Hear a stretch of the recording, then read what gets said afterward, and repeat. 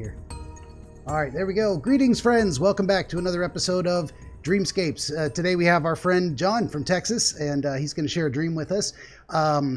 As per my usual process, I'm just going to sit quietly and listen while he kind of tells it beginning to end, and then we'll go back through it and carry on from there. So, John, whenever you're ready, take it away. All right. So, to write down a few notes right quick, but oh, sure.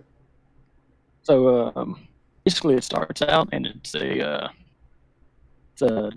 like an Arabian desert, I guess you'd call it, just sand dunes everywhere, and nothing but sand. And pretty much starts out as a bird's eye view of like this half-made Coliseum style thing, and it's around noonish time, sun's in the middle of the sky, and then it's like I open my eyes, and when I do, I'm in the middle of the museum arena thing, and I'm sitting in this chair, this really crappy like electrocution chair, without the electrocution part. It's just wood splintered. And, I look down and I got like leather straps holding my forearm, and then metal clamps on the wrists, so I'm kind of locked in to the chair. And I'm sweating. It's hot. It's like 100 degrees, and I see this old woman sitting at the end of under the I guess balcony area, you call it. I hate to stop you. We're getting some kind of choppy robotic thing happening there. I don't know. It just started. We were fine until you launched into your story. It's terrible. Saw that. Maybe it's straight. You know which part it cut out at? Well, I'm hearing you. It's just this kind of. So I'm getting the story. I don't know what it is. You were perfectly clear until like 5 seconds ago. I wonder if it's me because it could just be my internet right now. Maybe it is. I think it might have straightened out. I hate to interrupt. So you're sweating, you're hot, you're sitting in this chair, and then go ahead. Oh, okay. And there's this old woman at the far end. It's like in the original post, I called her a babushka, because basically what she was, just an old-year-old woman, had a head wrap, like a scarf thing, and it had like a stereotypical picnic blanket pattern, red, white, checkered, plaid, flannel, whatever you want to call it. And she started shuffling towards me. I'm in the middle of the arena. She's at the far end, and she's moving at a snail's pace. She's going about 2 miles an hour, and she's just shuffling her way to me in the center, and leaving just 2 tracks, like she's not even picking her feet up, just dragging through the sand.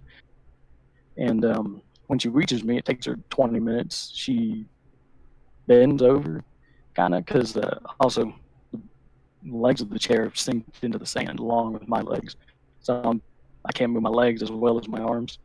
And then just leans over. She pulls her headscarf down from her nose, and she reaches in her pocket, pulls out just a rusty pair of wire cutters with red rubberized handles. She says some spider tongue. No clue what she said. I think it got choppy again. Just a little bit. I'm trying to roll with it. I don't know there's much we can do. All right. Sorry about that. It's okay. It'll probably fix it. It probably might. There we go. And she says something. No clue what she says. And I kind of just look at her. I don't say anything. She grabs my pinky on my left hand first, and she takes the wire cutters, and then she just cuts the end of my pinky off. Instead of bleeding or anything, it's hollow. Sand starts pouring out, and she just stares at me. And she's making eye contact, which I'm not howling or anything. I'm not yelling. I'm just sitting there. I'm silently terrified and panicking, but I'm not saying anything. Yeah, it's getting super choppy. Woo. All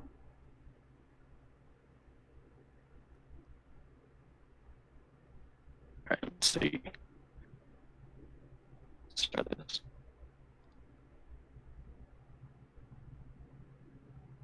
I don't know if there's any settings to change on your end. You got a Wi-Fi connection on a laptop, that kind of thing? Yeah, it'd be better now. Let's. I think I had a download going. So it's probably dragging it down. Didn't even think about that. Hey, we got it fixed. That's It fine seems with to have me. cleared up. Yeah, I think so. That seems a little much better on the voice end. So good deal. Good call. Hopefully, you ain't got your work cut out for you on the editing. But I think it is what it is, but I think we cleared it up. So yeah, we're only like 5 minutes in. We'll get the rest of it. It's not a big deal. No reason to start over. I think. all right. Yeah. So you were saying she snipped But the finger, sand pours out, and there was no pain, and you weren't yeah, screaming. But you were terrified still. yes, sir. Okay, gotcha. And she just locks eyes with me, and she just cuts off the next finger, moving up down my hand, middle for ring finger, middle finger, index. Then she moves to the next hand. They're all just pouring sand out. Oh my goodness, man! It's cutting out. Come on.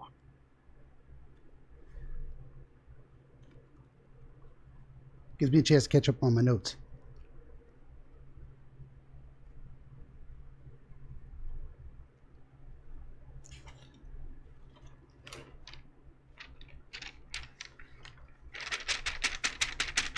Oh, now I get back to there it is. Get back to the problem. Can I tear a page straight without... Hey, nice and straight. Look at that, nice and straight. Yeah, it seems as soon as I start the ball rolling, it wants to get all choppy on me. Yeah. Right. I don't get it either. I'm amazed any of this works. Well, no. In all honesty, it's really not a long dream, and in actuality, it seems like it only lasts 30 minutes or so. There was a sense of a total of 30 minutes elapsing in the dream. Okay. Yeah, and that's pretty much it. But she walks away. She pulls her head scarf back up, puts the wire comes back in her pocket, and she just smiles at me. And then I wake up.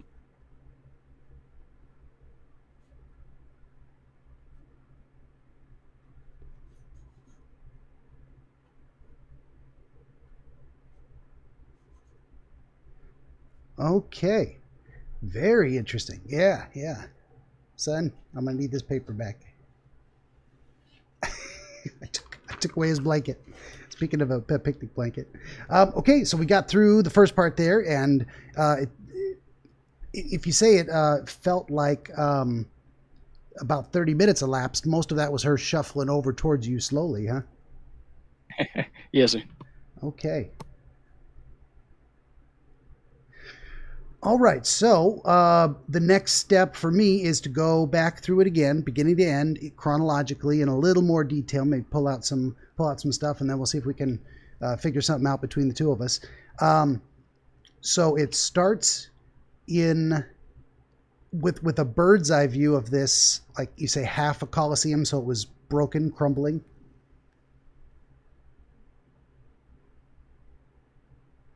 I don't know if you can hear me now. I heard the broken and crumbling and everything. Oh, yeah. You were saying it starts with this bird's eye view down on you from above. So you see like a circle and you're at the center of it? Yes, sir. Okay. Yeah.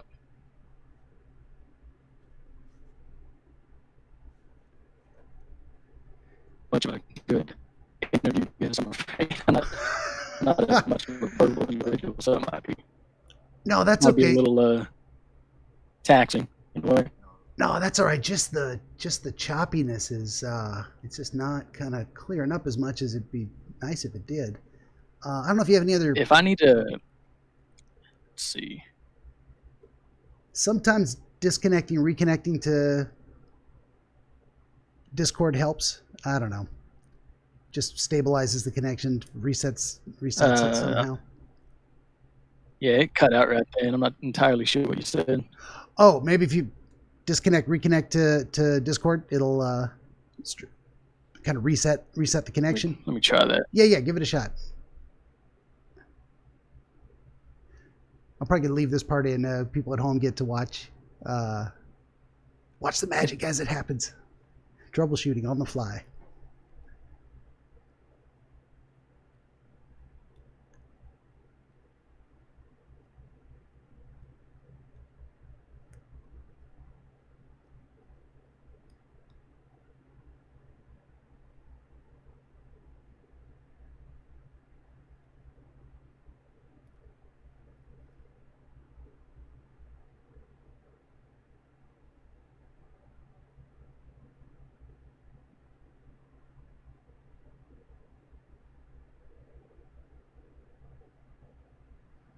I don't know if you heard what I was suggesting to disconnect and reconnect to Discord. I think I just did. Like you never went anywhere. Cut me out? I think you actually have to. You go down on the bottom left hand side. There's a little telephone with an X next to it, and you never left and reconnected. Got you. Like if you just go click the X. Yeah, there we go.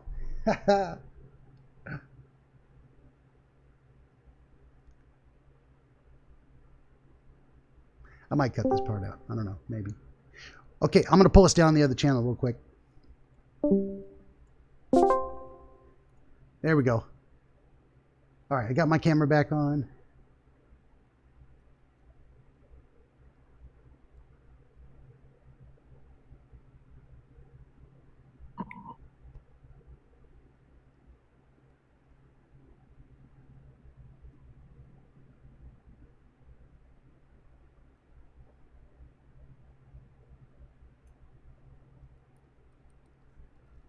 Am I here? Hey, I hear you, and I see you. Let's make a note All there. right. I might chop a little bit of that. We'll see if it's more stable here. Maybe we should have done that from the beginning. I don't know. I never know. I always hope it just kind of sorts itself out. My internet's gonna run perfectly until I need it for something. So Right, for sure. Well, it did. It seems a lot more stable now. If it gets a little choppy once in a while, it's fine as long as it's not every single word distorted. People got to be able to hear what we're talking about. Okay, so just to kind of recap, bring us back up to where we were, starting from the beginning again, you get this kind of bird's eye view of a Colosseum, and half of it is missing, or half of it is kind of crumbled away. How would you describe that? So mostly it's like half filled up, or it's half covered with sand, and then part of it's crumbled. Okay. I'm not sure how to describe it in all honesty. It's just only half of it's sticking out of the sand, and then part of it's crumbled down. The part behind me is crumbled down, I should say. Oh, it's doing it again. The whole robot herky jerky. Damn. If I need to my video, I might make it better. If you unfortunately, but kill the video, it'll yeah. No, that's possible. Let's do that. Let me go here. I'll actually I'll leave it running and I'll chop some of this stuff up. Let me see here. Let me change the browse for a new one. Let's try that. Okay, you want to say a few words and we'll see if it's working? Yes, sir. 1 2 1 2 3. That seems a little bit better. Like it has some static once in a while, but yeah, maybe just the streaming videos. That's a rough one. So that's okay. Hey, we gave it a shot, and if people are still hanging in with us, we'll they'll get rewarded by the rest of it. So. Okay. Yes, sir. Yeah, no problem. I appreciate you being patient with the process too. So, okay, and you were describing it as partly crumbled, partly buried in sand. Yes, sir. Yeah, and looking down from that bird's eye view, you were in the direct center, so like a circle with a dot, and you're the dot in the middle. Yes, sir. Okay. And then how did the view change? Did you like fly down into your body, or did it just scene shift and suddenly you're sitting in the chair? Pretty much just an instant change in it, really. Okay.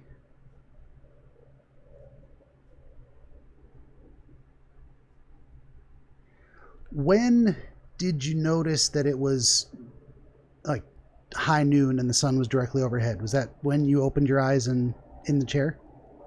Yes, sir. Okay. Because when I opened my eyes, I had my head tilted back, and was kind of just looking at the sky in a way. Okay. And if this will help. Tried recording on my phone. Maybe I can run it out and then send it to you through Discord or something if I can figure out a way. And maybe you can incorporate it if you want that.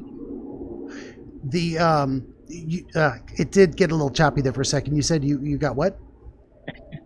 I started recording on my phone here. I could possibly send it to you through Discord or something if I can figure out a way to do that. If you want to use that footage, it's a little better than my camera quality at that. Oh, I mean, yeah, I might be able to do something with that. I can probably link it to my computer and send it on like a movie file or something. Yeah, never tried doing that. Depends on how long we talk and then how big it gets, and we'll see. Yes. I know I appreciate you trying to make it work. It's I mean, I've had worse. If you go back and listen to my first ever episode, I don't think you can hear that poor guy at all. That was terrible. You know what ended up happening? I had a crappy desktop mic, and I hadn't figured out how to capture from Discord, and so what you heard recorded was actually my microphone picking up him coming out of my speakers behind my desktop monitor. It was awful. It was awful. So this is still a step up, let me tell you. So you're sitting in the chair and you had your head tilted back and you open your eyes and it's bam, noonday sun just bearing straight down on you. Yes, sir. And can you describe a little bit of the process of how you realized your circumstances? Did you look around at the Coliseum first? Did you look down or did you try to move and then realized how did that play out? Yeah, it was.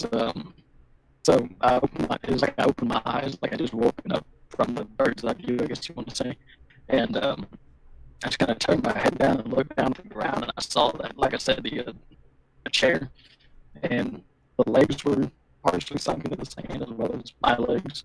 So my feet were under the sand, and then I started looking around, noticed my arms were clamped down, and then I looked around the Coliseum, saw that I was in a Coliseum, and I just see this woman, the old woman, standing, I don't know, 50, 60 yards away. Okay. And I started walking towards me.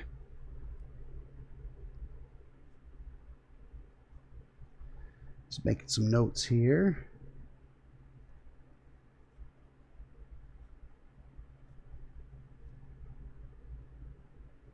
And when you saw her, do you remember if she was already in motion or she didn't start moving until you saw her? She didn't start moving until about 5 seconds after I saw her.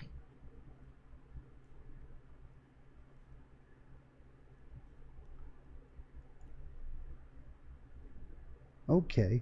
And you had mentioned like a picnic blanket. That's just a. Oh, sorry. No, that's what I was going to say. She was standing on it or next to it. It was in front of her. No, behind it was her? it was like a headscarf. It was kind of wrapped around her head, like a. Oh, okay. I guess headscarf. Yeah. That's how you describe the headscarf, was kind of like a picnic blanket. Okay. Yes, sir.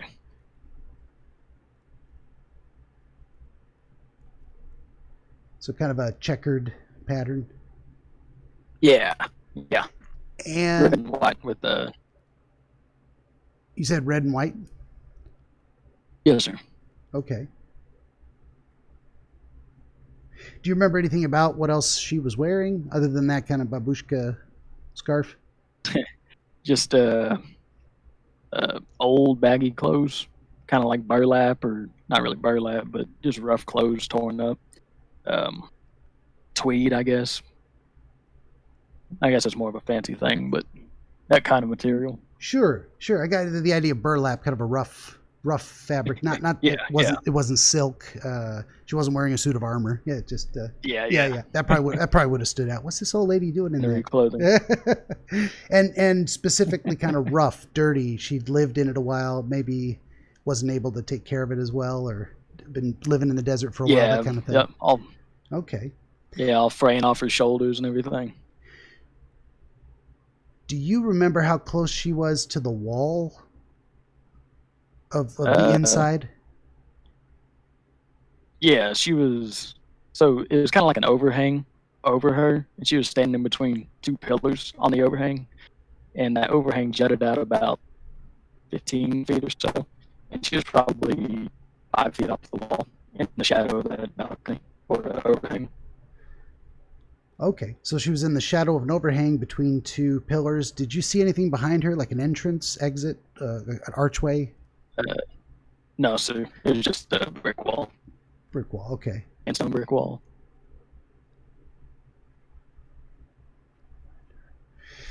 Okay. And then she was already looking at you when you noticed her? Sure. Okay. And you guys made eye contact, and you held it for 5 seconds maybe, and then she started moving? Yes, sir.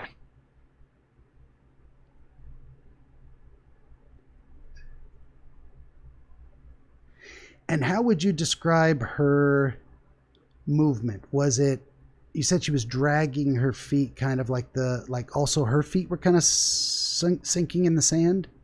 I think it was more just like an age thing. She was, her bones ached, I guess, her joints. She didn't move around too well. She was just kind of hobbling towards me.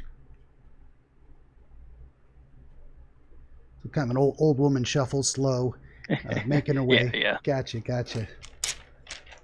And again, I never know what I'm going to make a half of this. I just want to see it as clearly as I can. Okay, so where are we at there? And this, and she closed that distance. She headed straight for you, but it took a long time. Yeah, about 15, 20 minutes or so. Were you doing anything in the meantime? Were you trying to free yourself, or were you just kind of stationary? As far as I remember, I was just kind of sitting there. I might have been rocking my arms back and forth, but I couldn't move them at all. I couldn't get the chair to move or budge or anything. But mostly I was just watching her. Okay.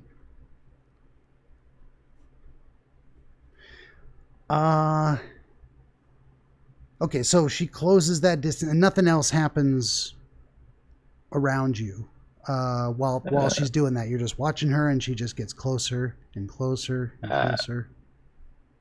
I think a couple of times that I had the dream, there were like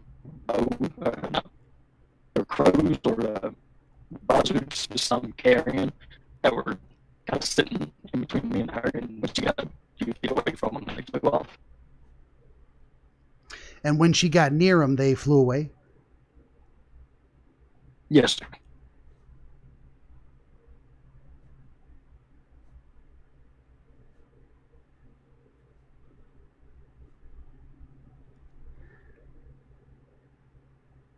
Do you remember if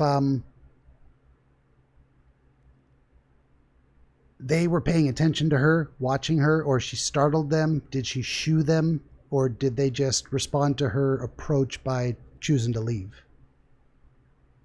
They were kind of facing, they were facing away from us. They weren't looking at either one of us, but when she got maybe 8 feet away from them, they turned towards her a little bit and then flew off. Okay. Like, I guess, an average bird.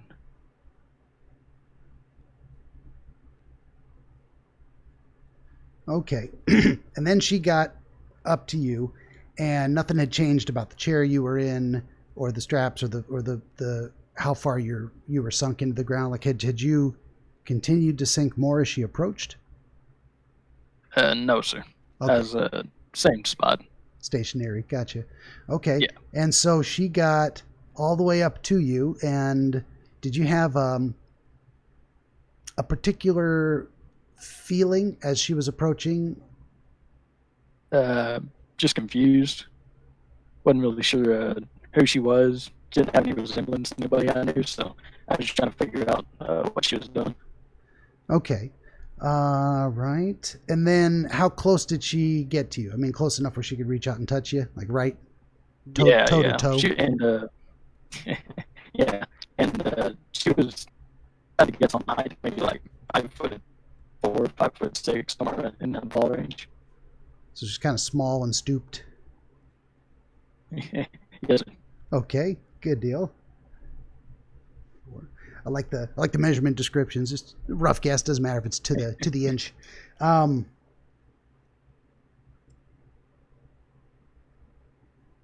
then what was it that she did? She wasn't walking with a cane or anything, or No, sir. no, okay. And then what was it she did after stopping? Did she look at you first? Did she immediately reach for something? She looked at me. She kind of hunched over a little bit, and then she pulled her head wrap down because it was up on her nose, the bridge of her nose. She pulled it down to show her whole face. Okay.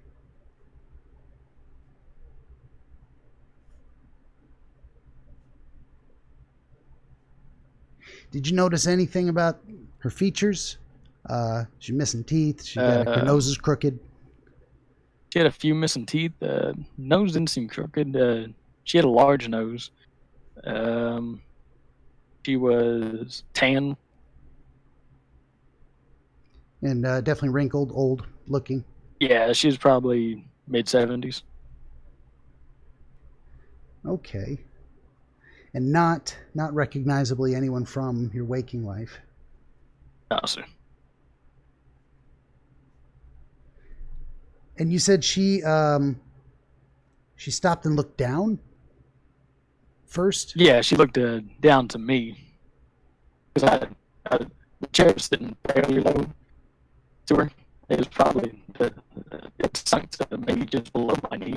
So she had to look down towards look me in the eye pretty much. Okay.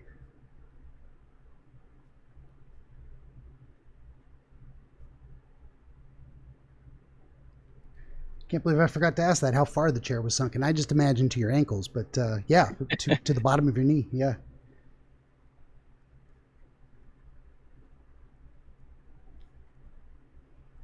Okay. So she looked down, then to make eye contact and to observe you, and then pulled the mask or the scarf down off her face so you could see it, and then she reached. Yes. Reached in where did she reach to pull the tool? She's kind of reached into, I guess, her kind of like a shirt pocket, but it's more like I guess a pouch or like a satchel. I don't know what you would call it. Kind of like what a hoodie has, but it was just in her shirt in a way. Okay, and you said what she pulled out was like wire cutters. You described it. Yes, sir.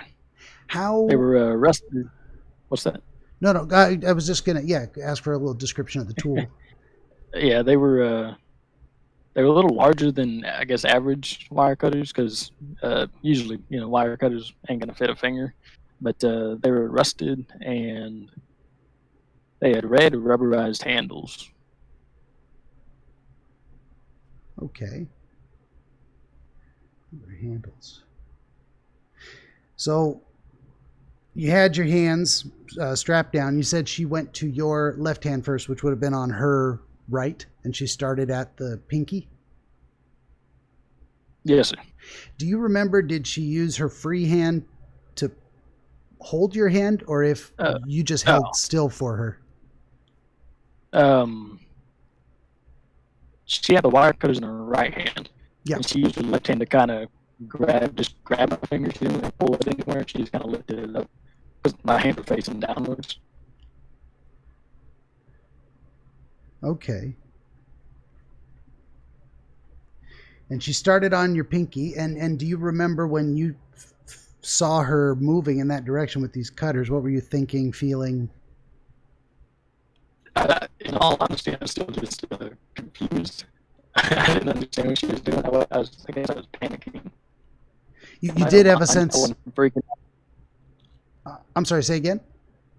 I wasn't freaking out externally. It was all kind of an internal emotion kind of deal. Okay. So there was no external sign of how you were feeling, but you weren't afraid and you weren't panicking. Just confused, just like, this doesn't, what is she doing? Yeah, I was panicking on the inside, but also just confusion. Okay. So there was actually an internal experience of fear and panic, but no external display. Yeah.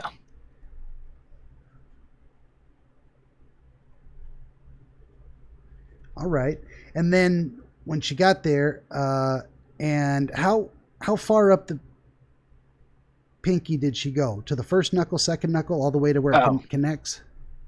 Yeah, the last knuckle. I guess the knuckle furthest away from your hand. I don't know what you'd consider that, but right Sure. behind the fingernail. Okay, just that first, just nipped off the tip. Yes, sir. Okay. And when the finger was cut and you didn't feel any pain and no blood came out, what were you thinking? Do you remember having an experience of at that moment? It was still just the same. I think it was a little less confusion. Naturally, more panic and fear. Okay. Although, what was going on?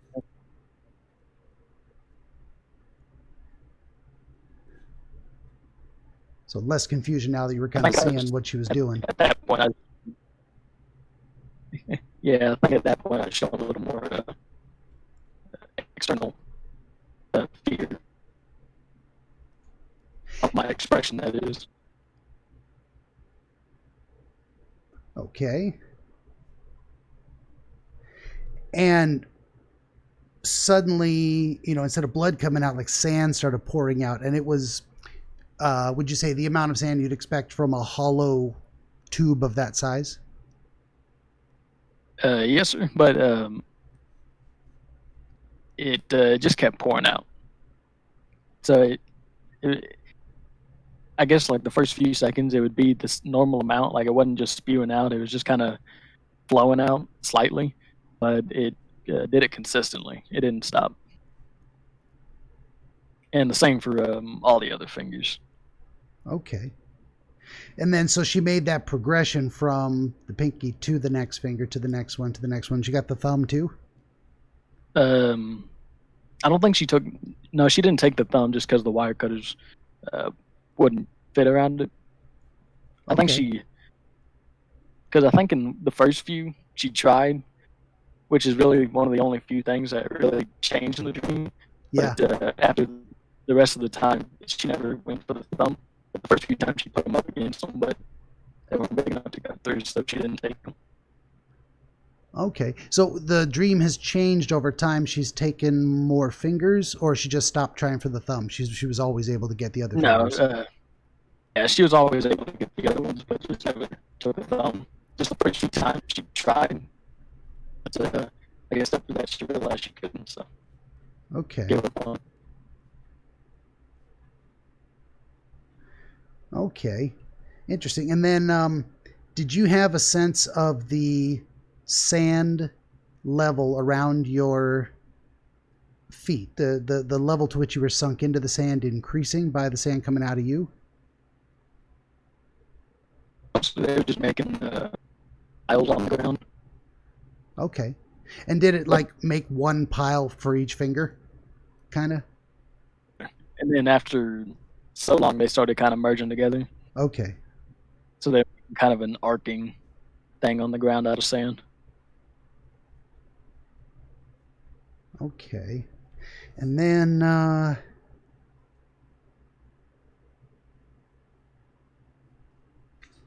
what we got here? So she finished going through all 8 fingers, one hand to the next. Did she start on the pinky on the other side, or did she continue in the order to the pointer finger, then the index ring? She started with the pinky on both, and she kind of moved inwards. Okay. If my hands were laying flat in front of me, they both went inwards.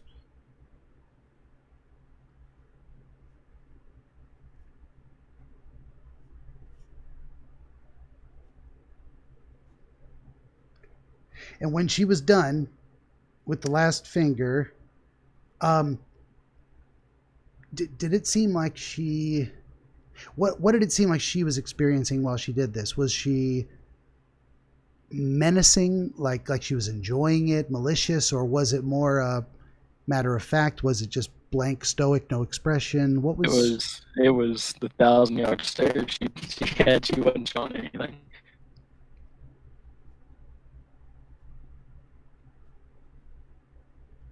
So there was no sense of any kind of emotion or intent behind what she was doing? No, sir. It's more like someone doing a job that they're just content with. You know, not Okay. really happy nor upset with it. They're just doing it. Okay. Just kind of performing the task. Yes, sir. Okay. And then when she was completely done, what was the next set of behaviors? Did she put away the tool? Did she look at you and say something? I mean, I know you already described it, but kind of what's next? Yeah. After she got done with the fingers, she kind of just looked back, said something else. No clue what she ever said the first time nor the second. I don't even. Yeah, I mean, it was Klingon to me. I don't know what she was speaking. Okay. And I don't know any other language other than English, so it's nothing I could have guessed. But I think that's something I missed on my second pass here. Is before she started cutting, she said something. oh, yes, sir. Yes, Yeah, sir. I forgot to ask that. Right after she walked towards me and kind of took her face mask or her face scarf down, she bent over and said something to me.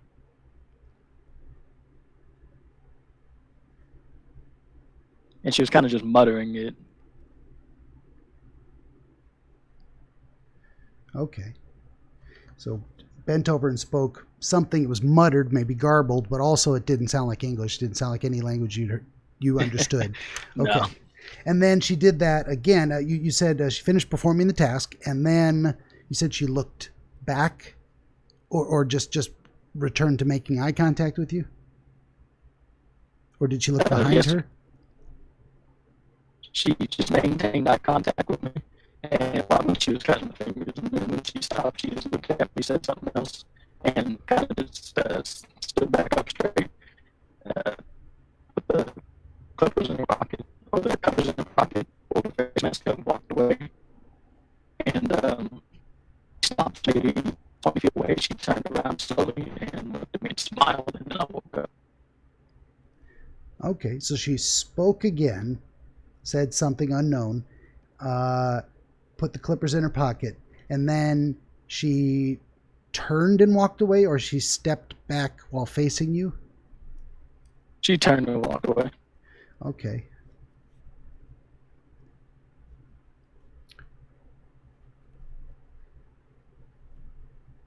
And how far did she get before she turned back and gave you a smile? Roughly 20 feet. But this time it seemed like she crossed that distance faster? Or no? A little bit faster, but not much. It still took a minute or two.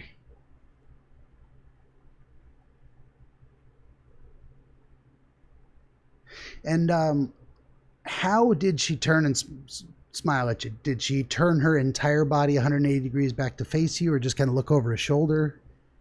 She did a 180 and looked at me. And she kind of had her hands closed in front of her. Like, I don't know if you could Like see me on the video, like her own hand. Yeah. kind of fingers together, or more holding? Fingers together out in front of her at her waist. Okay, so just Yeah, kind like of that. crossed over her waist. Gotcha. So Yes, she sir. turned around and had her hands there, and what kind of a smile would you say it was? So it broke the 1,000-yard stare. Now there was some expression. What sense of the smile did you get?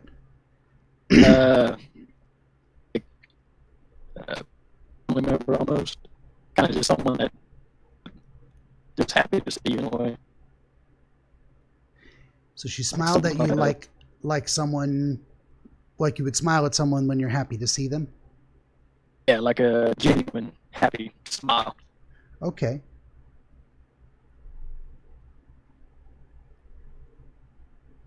Did you have a sense that she was directing that smile at you, or at your circumstances, or at the work she had done?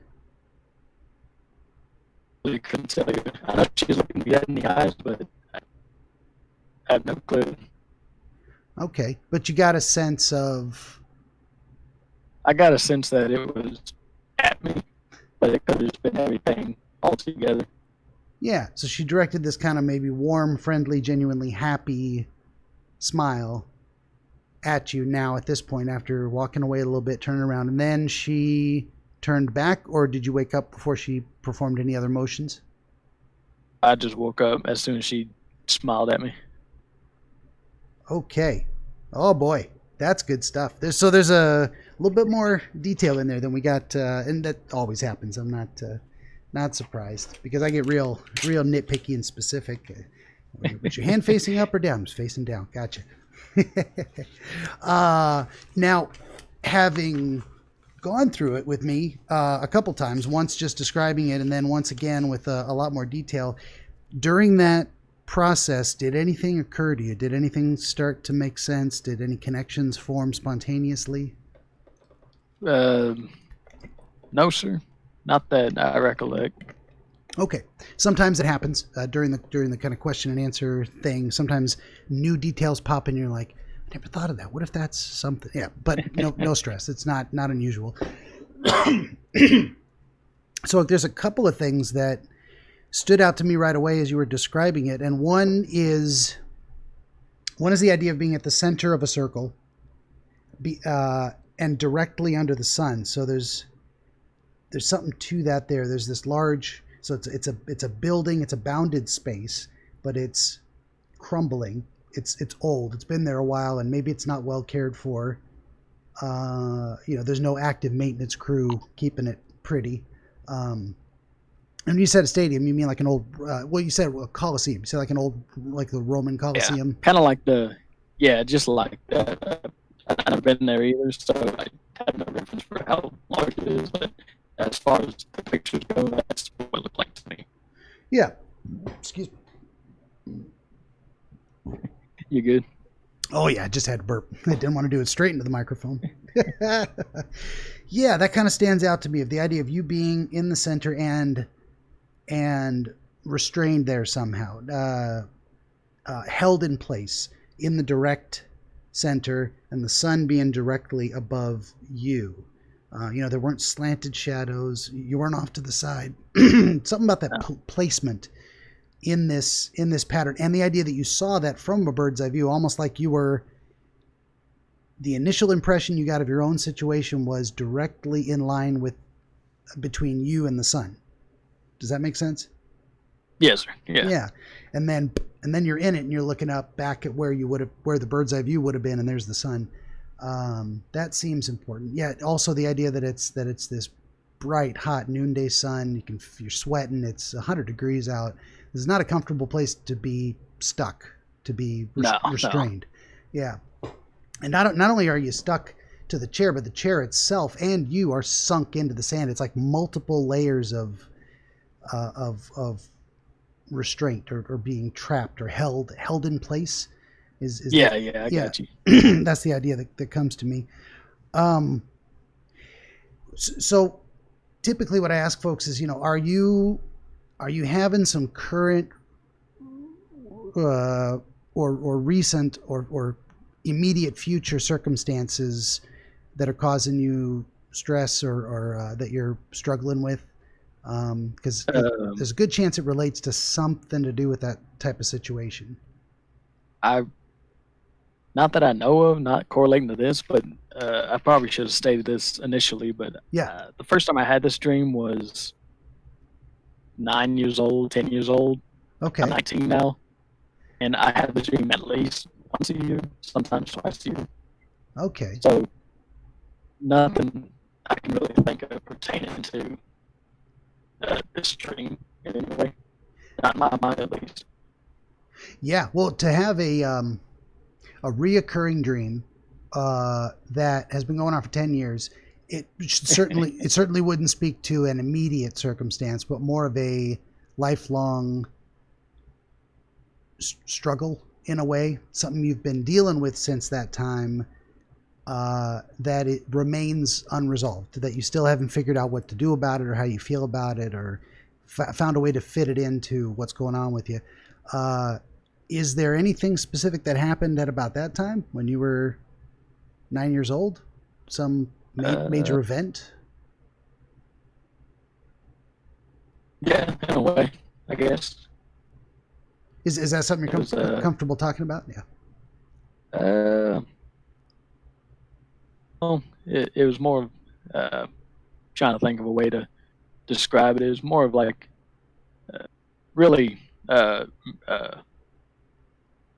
memorable, I guess you'd say, but in a negative light. Sure. It was more of like a fight of sorts. Like physical? Sort of. It was an attempt at one. Okay. But I wasn't able to. I guess part of the restraint would be someone stopped me from doing anything. Okay. And so you were very young. I mean, nine's pretty young. Yeah. And was this a fight with a friend, a family member? Family member. Yeah, it was another family member that restrained you? Yes, sir. Okay. I don't know if you feel comfortable saying if it was a parent you were going to fight or a sibling. It was someone who wasn't blood related, but there was the potential of them being related by marriage in the future. And my sibling is the one that prevented me from doing anything. Okay. Did that person end up becoming your relative? No. Is that person out of your life now? I mean, you don't have any contact with them? No, sir. Okay. Yeah, there might be something to that there. Definitely, yeah, being restrained by a sibling to keep you out of a fight. What do you use in a fight? Your fists, and you got to curl up your fingers to make a fist. And if the fingers are missing, you can't make a fist. So it's like cutting off your ability to fight. There's possibly something there. Yeah. The sand coming from inside you, and the fact that you are stuck in the sand, that stood out to me as well. That not only are you restrained by being partly buried in the sand, the Colosseum itself is partly buried in the sand. So there's this idea of sand being something that covers over and weighs down and holds in place, and the idea that losing the fingers or creating a channel out of which more sand can be generated. There seems like something there. I don't know if any of that's feeling important to you. I mean, it's odd that it's a dream, but I can't think of anything that pertains to the sand pouring out. Yeah. I have no clue. Sure. Yeah.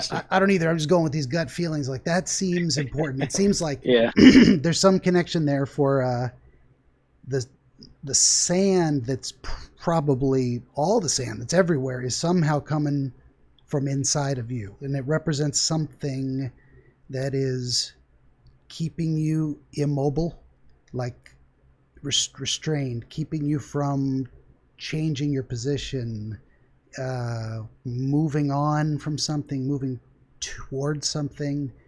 I'm thinking of all the metaphors for that idea of yeah. I don't know if there's future, I can say, relating it back to that time. So sometimes, what am I trying to say? Recurring dreams are because there is one specific event that is extremely traumatizing and it's still messing with you.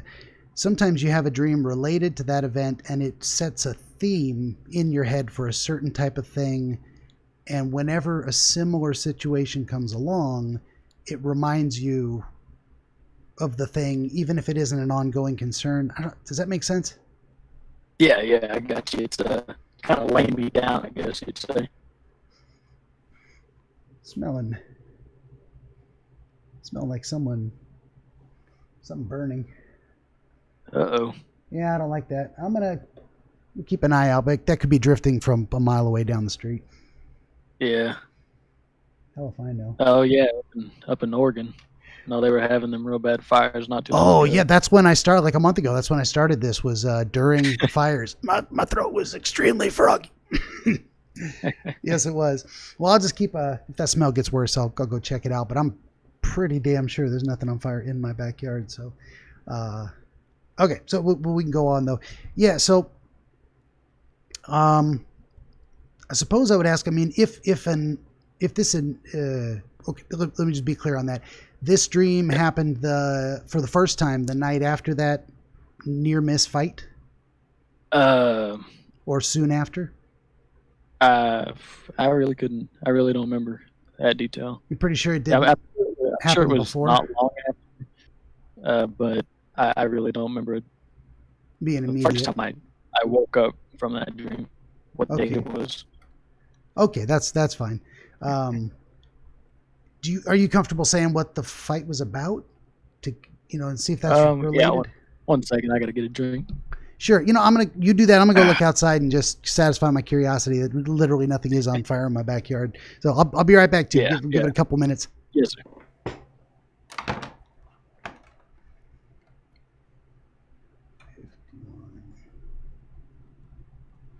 Oh, I'm sorry, son. I can't.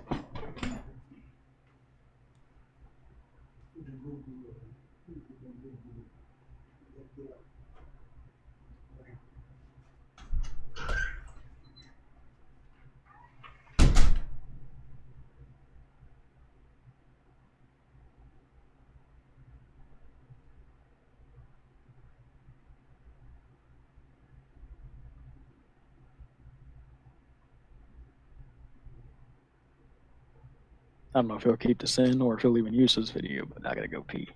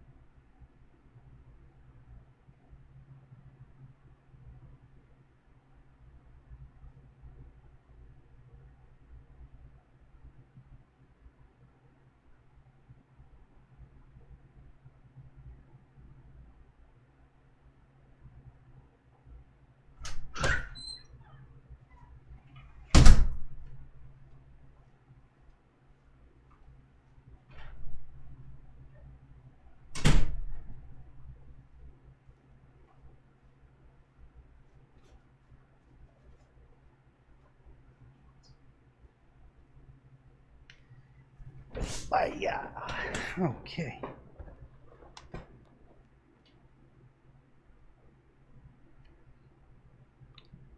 Backwards. All right, I'm back.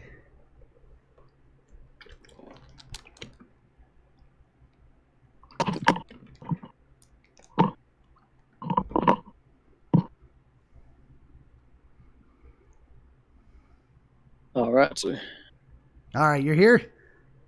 Yes, sir. Everything good over there? Yeah, I took a good walk around the backyard and looked around. I smelled inside the house, and I don't know. Nothing's faint. It's noticeable, but it's not. There's no smoke pouring out of a grass fire or something. That freaks me Yeah. out. We got a lot of cats. Yeah. I don't want to lose everything, but if the house burned down, fuck it. I got insurance, but we got a bunch of cats, and it was just horrifying me to see cats screaming in pain. Yeah. Burned. God, Yeah. I can't. I don't even want to say it out loud. Forget I said that. Yeah, right? that was the worst thing about the Australia fires to me. Just the pictures all of the animals they found. Oh, that's terrible. Yeah, I mean, it's one thing to say humanely put them down and eat them. That's I'm okay with eating animals, but yeah. burned alive, no, for no reason. To die for no reason. Yeah, that too. So that ain't right. Okay, so back to the thing we were talking about. You felt Yes. comfortable. You felt comfortable sharing what the fight, the nature of the fight was, the reason for the fight. yeah, it was so just keep it cut and dry. Mother's boyfriend at the time, and something had gone awry. Police were involved.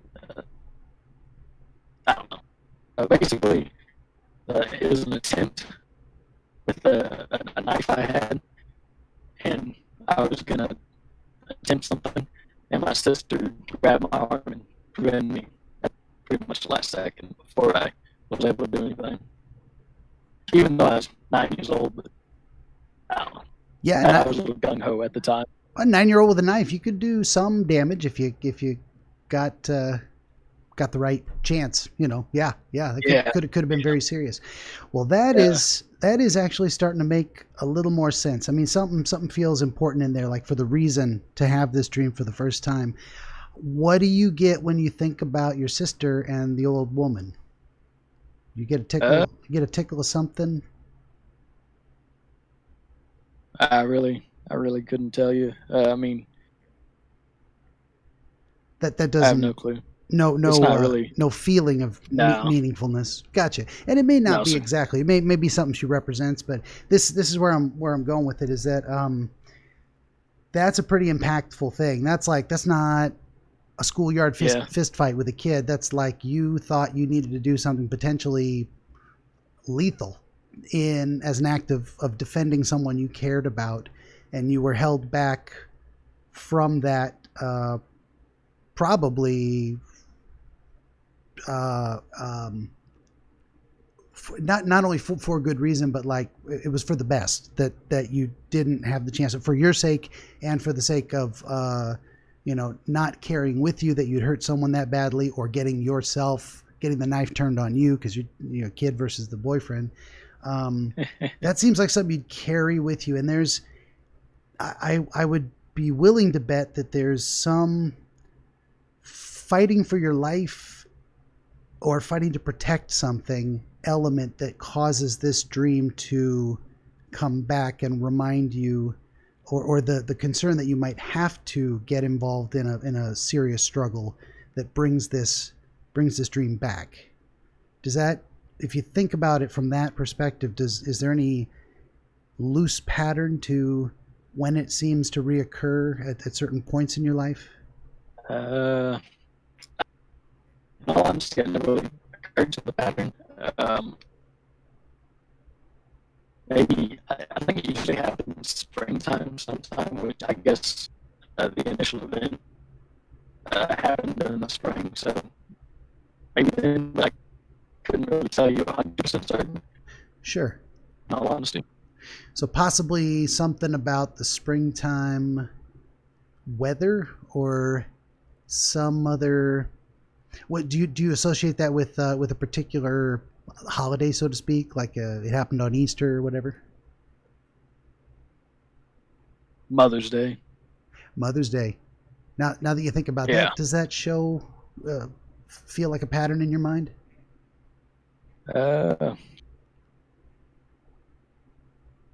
Possibly. In all may honesty, not. I'm just rattling doorknobs here. So. Yeah, I never really. I don't know. I never really paid attention to the date. Sure. And why would you? You weren't trying to track something you knew was going to come back. Yeah. Yeah, that might do it. And there's something about that time of year. I mean, it's very common that, say, someone has a trauma, like a relative died, and every time on their birthday, that's when their feelings come back or their dreams come back, related to. And it's not even the day the person died. It's the birthday of the person that died, months away from the birthday, but that's the trigger. So, yeah, there could be something to that. And there's very intense feelings going back to childhood for most of us about our parents, and specifically about our mother, and specifically about protecting our mother. And, we carry on a lot of it. This is where we get into, like, people give Sigmund Freud a hard time. Like, everything goes back to your childhood. It does, and it doesn't, because you grow throughout your life and you have new experiences. It isn't everything's related to your childhood, but this is an experience, and your childhood experiences do carry forward. They set a lot of brain hardwiring for how we're gonna experience the world, how we're going to interpret it, and once those brain pathways are formed, they trigger very easily. So they say old habits hard to break. The longer you had a habit or a pattern, the stronger those connections are in your brain, and the harder it is to reprogram it to take another path. So I think there's something there, and maybe I don't want to dwell too much on that aspect of things without analyzing the rest of the dream, because there's. I think it is significant that it's wire cutters. Do you use a tool like that in work? Do you do something like that? Do you work in electrical or construction or anything? I did at one point in time, but I don't know. I think wire cutters are mostly just it's kind of universal. It's something I've always used. Yeah. I've used it a lot, just cutting the heads off of screws or something, trying to do something. Sure. Just multi-tool pretty much. Used it to hammer stuff in, even though probably not the best idea, but yeah, it works. I mean, you can use a rock as a hammer. It's just not you can use a rock to hammer a nail, but it's not a hammer. Yeah, that kind of thing. I don't really know the significance of wire cutters, in all honesty. Sure. I have no clue. Yeah, I don't know either. And then now that I think about it, it sounds like a stupid question because you said you had this when you were a kid. Yeah. But you were. In all fairness, I mean, it's kind of weird that it is wire cutters. I had a knife. It'd make more sense to be like a knife or something. It's kind of odd that it is wire cutters. Yeah, if it was related specifically to that event, it seems it could be related. And a lot of times things will change in the dream. I mean, your brain might say a knife isn't a very effective tool. You should use wire cutters. And so the old lady comes with wire cutters because that's what makes sense to your brain at the time. It's like that's a much more efficient tool. And the idea that she had that it took her a long time to get there, and that mostly what you were feeling was confusion. Is like, why is she walking up towards me, and why did it take so long? It gives me an idea of that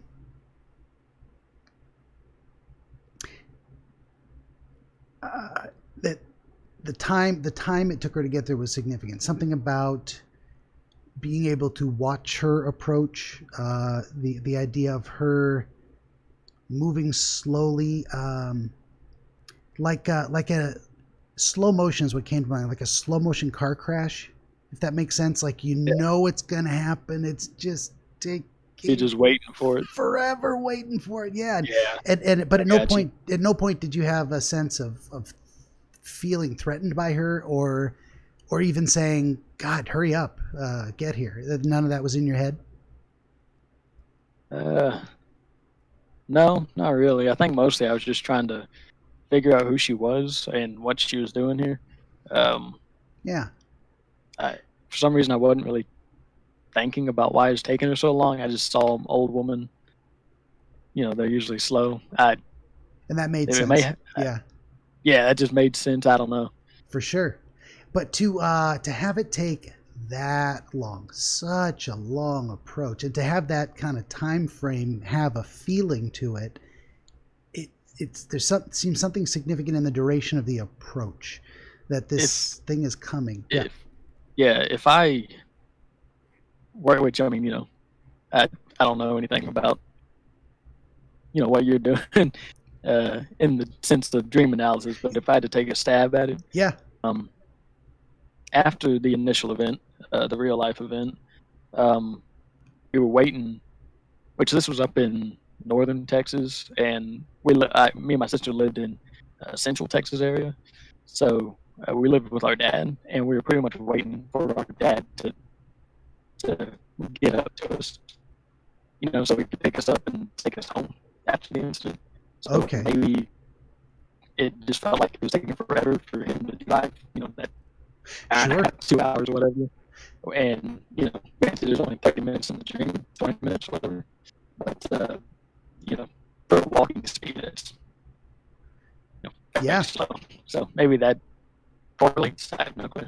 It sure could. And that's what this discussion process is. You don't have to know anything. I don't know anything about dreams. What we do is we look at the elements, and then you're going to get a feeling like, why did I just think of my dad and how long it took him to get there? When I'm thinking about this old lady slowly approaching, that just popped into your head. That's what we're going for. That kind of, those little connections where it's like, you don't have to know what it means. You just say, okay, I had this thought. And then now we play with it and we see what's going on. So yeah, I mean, if we're going with the theory that this initial dream is pretty strongly related to that intense experience, you had a long delay in waiting for your dad to get there, And then when he did, how did he respond to the scenario?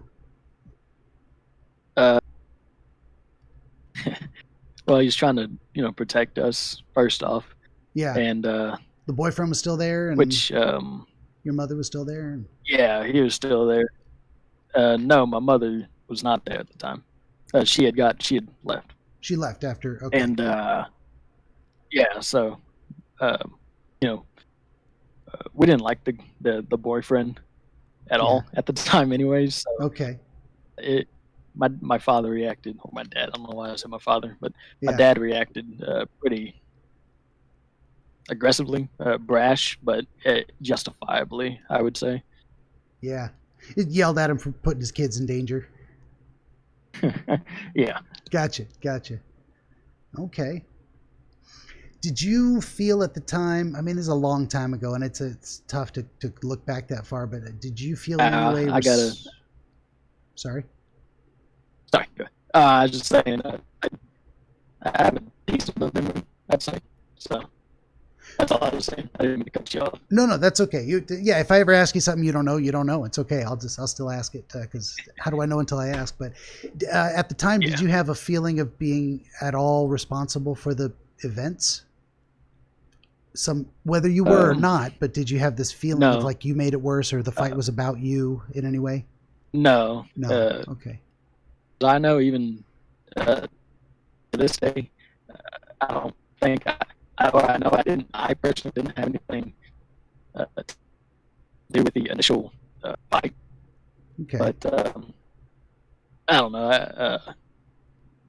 I guess mostly what am I trying to say? I got to think about it. Yeah, take your time. I forgot what I was going to say. You can ask your other question. I'll write it down if I remember it. Sure. What I was angling towards is, I mean, it's a pretty common phenomenon for kids in a household where there's domestic abuse going on, and parents are fighting, or mother and boyfriend, that kind of thing, to feel some sense of guilt about it, whether as if they're taking on some of the responsibility for the situation, whether or not that's accurate, whether or not the fight was about them or anything they did, or and any of that stuff. But that tends to be kind of a lingering emotion of feeling guilty or responsible for some of the problems. And I don't know if that, I was just asking basically if that's something you came away from that with. I should have done more. I should have reached out sooner. I could have done something different, Yeah, I think because, like I said, we didn't like the boyfriend at the time already. Yeah. And my mom had been dating him for a few years, so we had already, we had grown pretty disdainful of the guy. Yeah. So, and time, I didn't know what was going on. I was still kind of a stupid kid. So, and then I didn't realize, everything. Looking back on that, I realized, and now that I'm older, I kind of understand. Well, I have a brain of my own, so to speak. I kind of realized, like, oh, wait, this, and this. Yeah, that doesn't add up what they were telling us. So looking back on it, it's kind of just, I think I see the full picture now. Yeah, I guess it's, I wish I had noticed sooner, in a way. Okay. Yeah, I suppose there might have been a small part of you that, what you can see clearly now. Myself for, yeah. That it's almost like that full look back view understanding. You might have had an inability to grasp it at the time, but some inkling, some small part of you that eventually came to see what you were, came to understand what you've been seeing at the time. Hindsight 2020. Yeah, exactly. And then also kind of looking back on what you were thinking and doing, going, I knew this, I kind of knew it all along.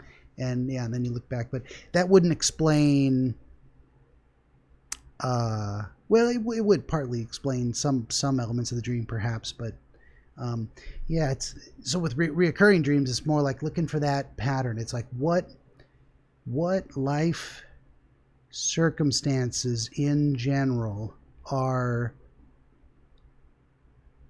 coming back around the time when the dream comes back to say, hey, this is still something important. This is still something you got to watch out for. You got to be aware of. There's usually some life trigger that brings that dream back to your awareness, to your subconscious dreaming analysis of your situation. I know you're saying you don't see a pattern, but you still have contact with your mom pretty regular?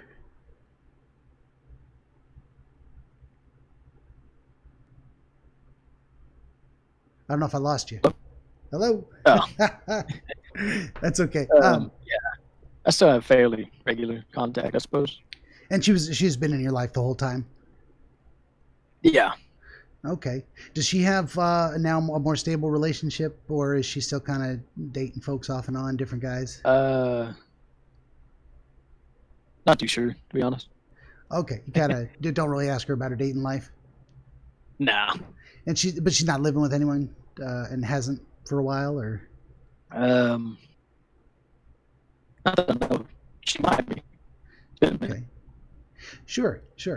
I wondered, yeah, I just wonder if it relates to, so the paradigm we're looking at, the picture that would probably trigger something like this is mom's in a new relationship, or your sister's in a relationship, or you having relationship issues, because it's bringing this dysfunctional family trauma back to your mind, and it's usually going to be keyed in on a relationship with a woman, or a woman in danger in a more general sense. Is that making you think of anything? No, sir. Not that I can recall. Okay. It could be coworkers. It could be, yeah, your own personal dating life. Yeah. It could also be just more generally whenever you feel like there was a certain set of emotions you had at that time, something that drove you to feel it was necessary to take action. And whenever that something suggesting that emotional state comes back to you, the dream gets triggered again. I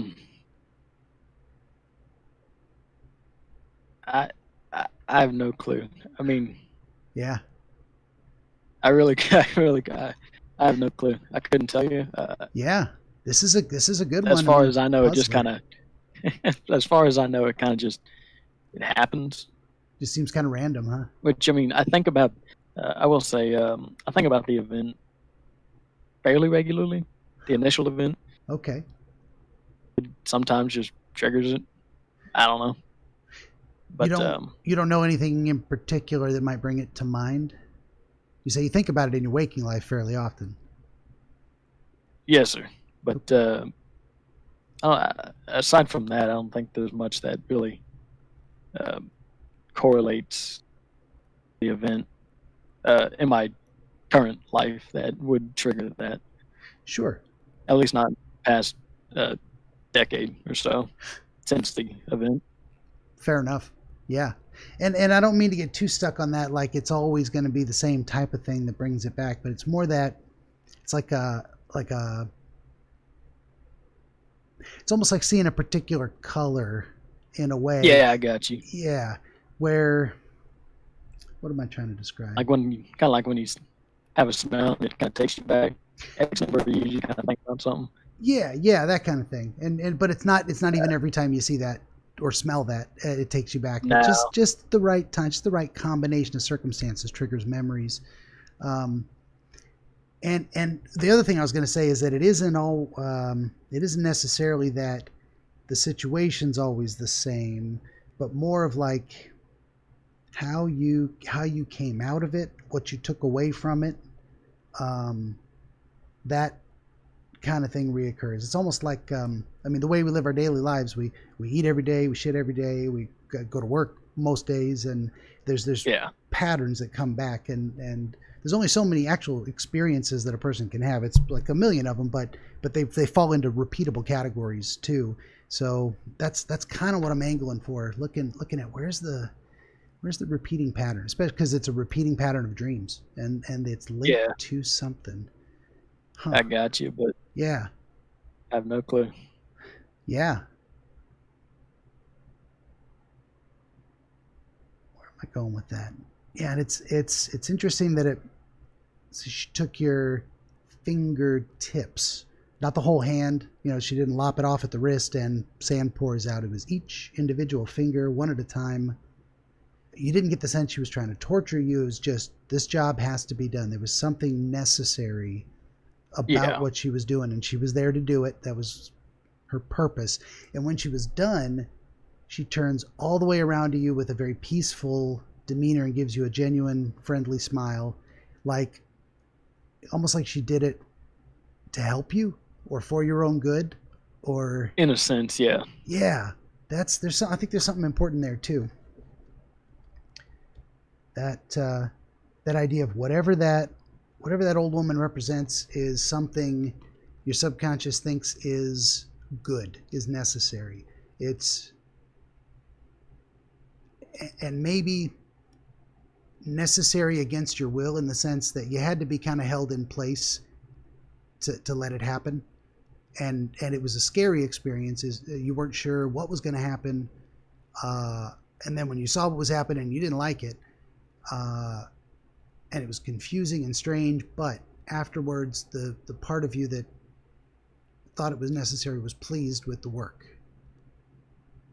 I don't know if that brings anything to mind, that idea of doing things you don't want to do that are for your own good, and you kind of just make yourself do it. I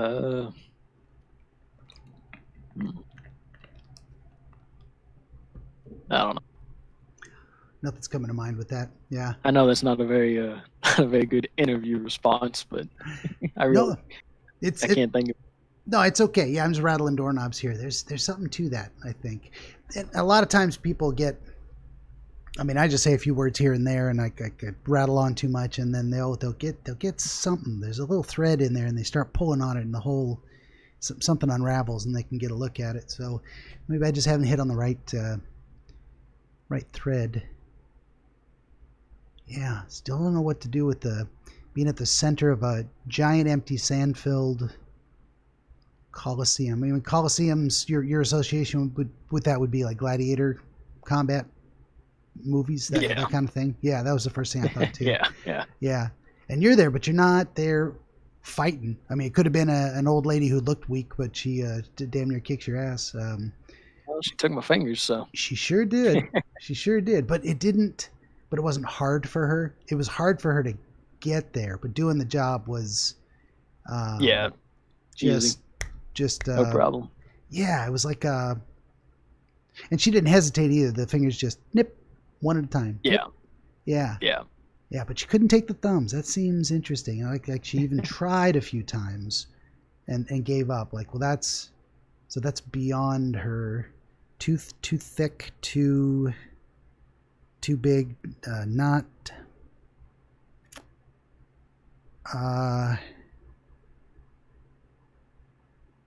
beyond her ability to get it done, like physically. There's something in there. Like that particular part of the job was just too hard, but she didn't dwell on it. She just said, forget it. I'm not even going to try next time. Something about that. There was something very practical about that. I think the kind of 1,000-yard stare is very speaks to a kind of practicality too.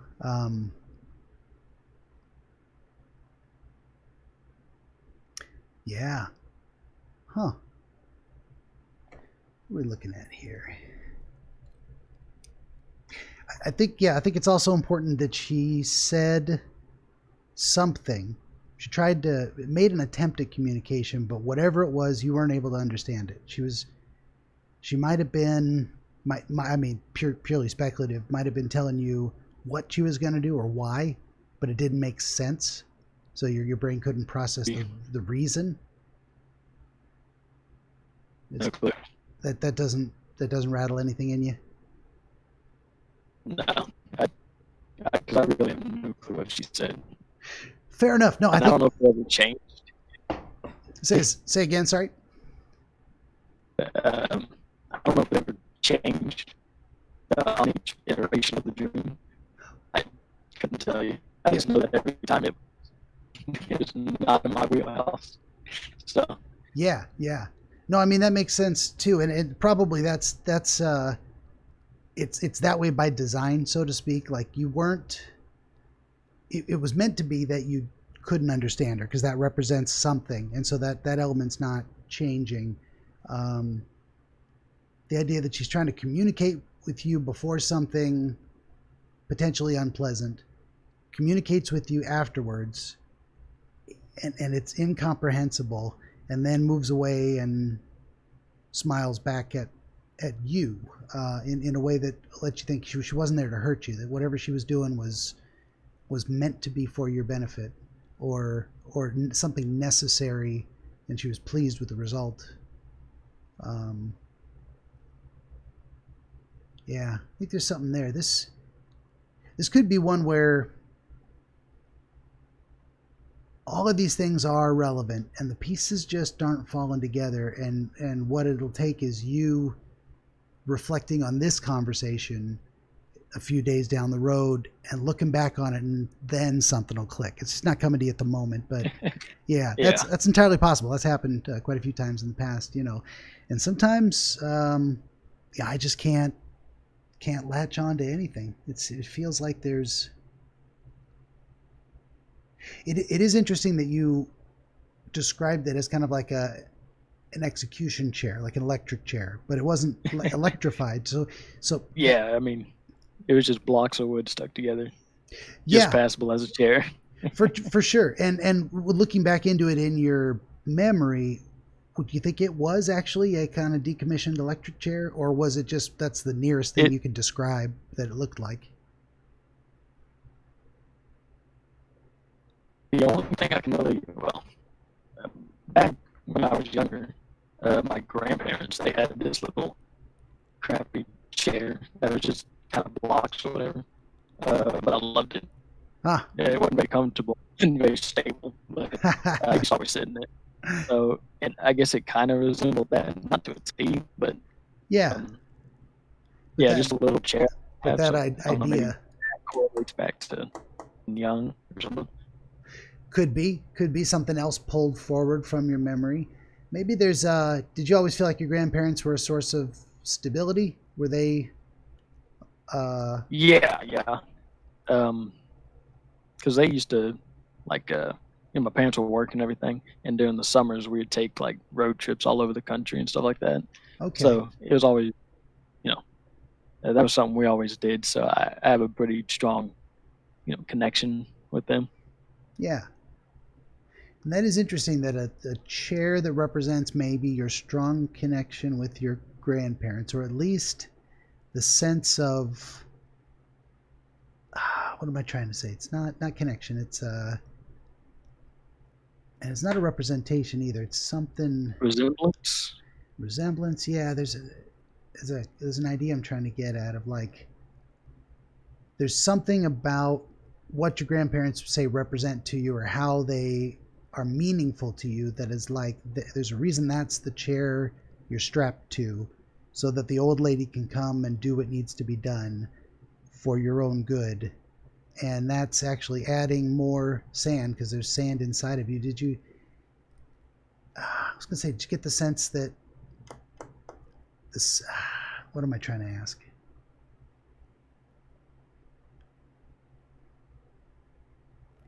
You were surprised to see the sand come out? Because you expected blood, and so there was a feeling of surprise? Yeah. It didn't seem like, of course there's sand in me. Yeah.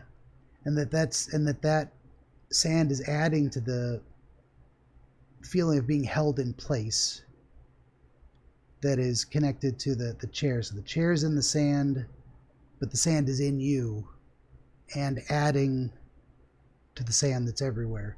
I think that sand represents something for sure. It's like there's something inside of you that's holding you in place, in an uncomfortable place, in a place you'd maybe rather not be stuck, but it seems necessary. It seems like you feel like you belong there, like you should be there, like you're obligated to stay there, like a part of you is holding you in place. Is that maybe? Is that? Yeah, I get what you're getting at, but nothing comes to mind. No. Yeah.